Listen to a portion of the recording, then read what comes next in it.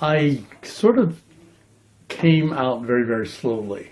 I played around a little bit in college, but I was waiting to go through this gay phase, and a little bit is the operative word. I had a relationship with the fraternity advisor, which I realized later was a pretty good relationship, but we'd get together about every 2 months. And we had very intense conversations. And at one point he said, "I don't think you're really gay, Dan. You should look at it." And I said, "Well, okay."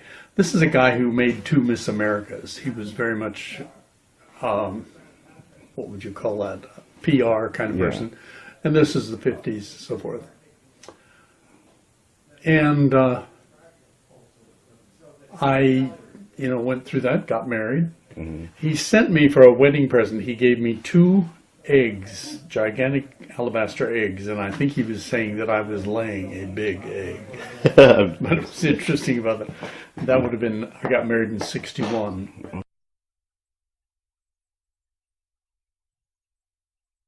Not till I came to San Francisco.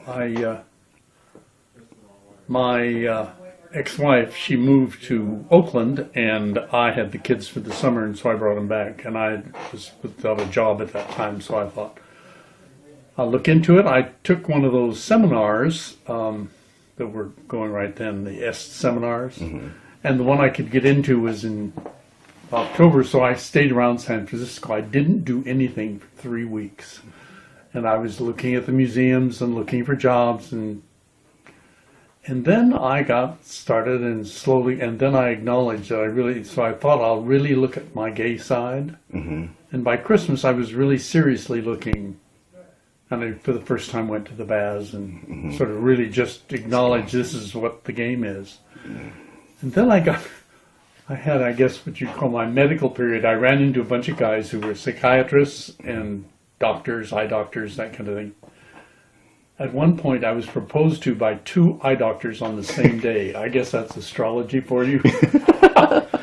But I was just going along wild, but it was kind of an interesting time. That was I came in 76 to San Francisco, and it was discos, and it was... So it was an environment that kind of facilitated you. And I really just opened up, and I think I was talking about earlier, I became aware that there were people over 40 who were very interesting, and I'd never run into older men who were not drunks or absolute flaming, loose-wristed, which did not appeal to me. I did not want a woman. I'd had that. And here were all these hunky men who were just, in their 40s and 50s. And I had a relationship with the doctor that lasted about, 2-3 years there. Very interesting.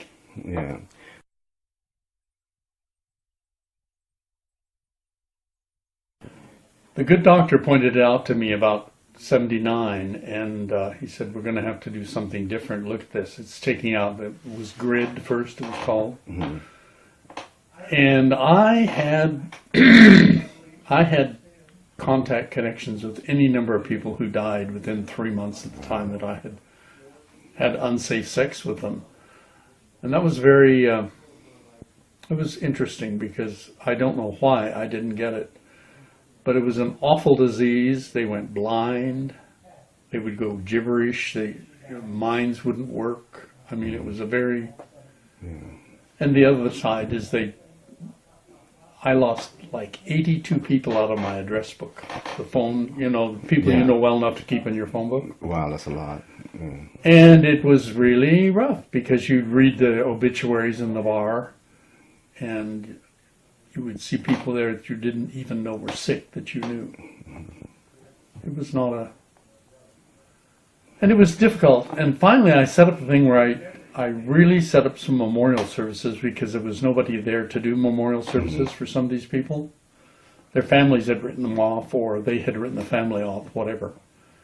But I would get together and we'd have a coffee or something like that and sit around and discuss the person. But it wasn't like a religious ritual, but we did have sort of a memorial.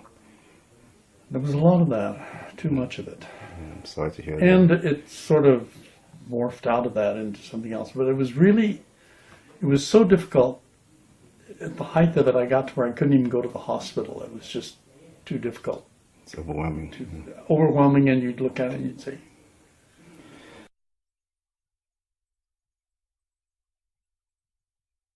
none of this would have even been thought possible at the time. And I remember it was just a very, okay, well, gay marriage was just never, And when it first came around, I thought, and this was 2004 when it showed up in San Francisco, I literally spent an hour and a half on the phone trying to get into the office so that you could get an appointment. We got in and we got married. Of course, the first ones were sort of wiped out, but I said, this is making a political statement. And then Prop 8 came along and they were going to take it all away, and I then talked to my current partner. We had married in 2004 and we got married again, and this time we did the first time we just went to City Hall, and the second time we did it in the backyard. I had a Presbyterian guy there, a minister came in, and he did that, and we had a rainbow cake, and and I had lots of women there, women friends that I knew, and lots of men, and it was it was a fun time. Excellent, yes. But then he died. One of the things they say is that people he had AIDS, HIV.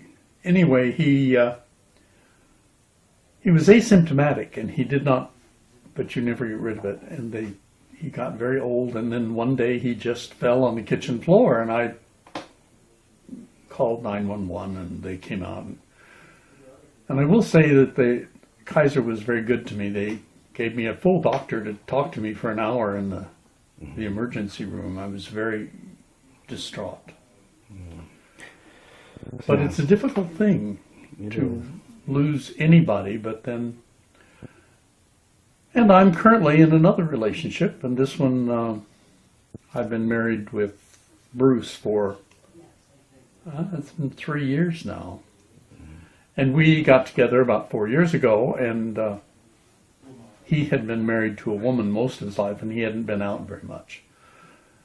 And we met at a sex party, and we continued from there. It worked. Awesome.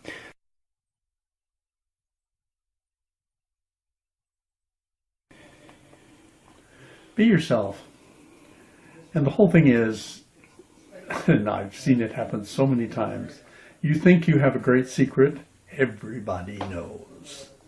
And if you think you're keeping it a secret from everybody, it's really maybe your old aunt. I had one experience of that. When I first announced I was marrying Michael, this aunt of mine up in Medford, Oregon, she was really upset, and she went to a fundamentalist church, and she said she would have nothing more to do with me, and just to wrote me off totally. Well, later I was up in that Medford, and I was taking another aunt, her sister, out to dinner, and we got back, and she said, "Oh my God, here was this truck that belonged to the aunt, I would say, who had written me off." And she was standing there, and my sister was with me, and we didn't know what to do, because my sister was perfectly fine with me being gay and so forth. We'd very cleared that. But she said, "Oh, Danny, it's so good to see you. And who is this? Oh, he's so handsome. It's wonderful." And the only thing I could think about this is she's probably going into dementia, and there's something good to be said. You can literally lose your mind on this and go for it. But it was interesting to know that she'd sort of forgiven me or something, but she was ecstatic. Yeah, times have changed. And the difference is 2004 to now, which is a long time, but it's no time at all in the greater scheme of things. Yeah. I'm amazed that you're able to do this project, because it's a very difficult thing to... I'm not a dramatic person. I didn't march down the streets. I walked down Market Street in the gay pride things with the gay fathers. That was kind of interesting, because being a gay father means that you were doing something and you weren't being true to your true self. But I suppose on the Kinsey scale, I'm a 3. I function well with women. I produce 2 children. I'm a good father. I'm a good grandfather. Can't seem to get my granddaughter into college, but that's another story. But you see how it goes. You work with those things. Okay, perfect. Well, thank you for your story. Okay.